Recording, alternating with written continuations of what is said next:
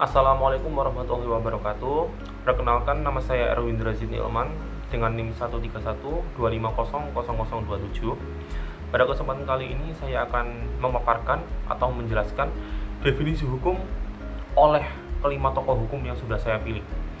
Yang pertama yaitu adalah John Austin. Hukum menurut John Austin ini adalah perintah dari penguasa yang berdaulat atau sovereign kepada masyarakat yang disertai oleh sanksi apabila tidak dipatuhi. Jadi definisi hukum menurut John Austin ini adalah sifatnya memaksa. Yang kedua yaitu adalah Hans Kelsen. Hukum menurut Hans Kelsen ini adalah suatu sistem norma yang mengatur perilaku manusia melalui serangkaian peraturan yang saling terkait dan juga berjenjang, yang mana setiap norma ini mendapatkan validitasnya melalui norma yang lebih tinggi hingga mencapai ground norm atau norma dasar. Yang ketiga yaitu John Chipman Gray. Hukum menurut John Chipman Gray ini bukan hanya sekedar aturan yang tertulis dalam perundang-undangan, tapi apa yang benar-benar ditetapkan dan juga diterapkan oleh pengadilan. Dengan kata lain, hukum menurut Gray ini adalah aturan yang ditetapkan oleh pengadilan untuk memutus sebuah perkara.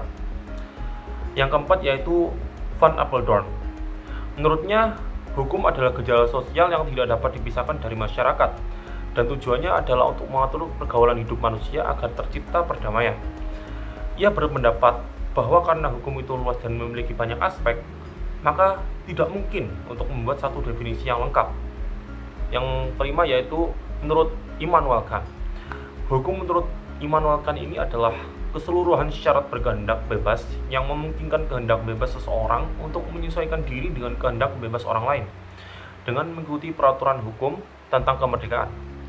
Yang selanjutnya yaitu opini atau tanggapan saya mengenai penegakan hukum yang ada di Indonesia.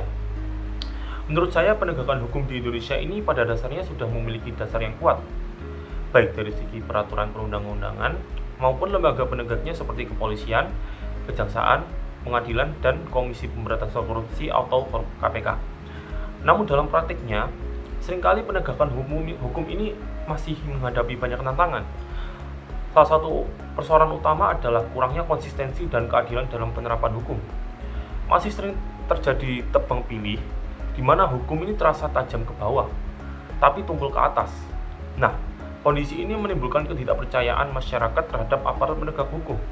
Selain itu, korupsi, kolusi, dan juga nepotisme juga menjadi penghambat besar dalam menciptakan sistem hukum yang bersih dan adil. Meskipun demikian, ada juga perkembangan positif, seperti meningkatnya kesadaran masyarakat terhadap hak hukum, serta upaya reformasi di berbagai lembaga penegak hukum. Namun, agar penegakan hukum ini benar-benar berjalan dengan baik, dibutuhkan integritas aparat, transparansi proses hukum, dan partisipasi masyarakat dalam mengawasi jalannya hukum di Indonesia.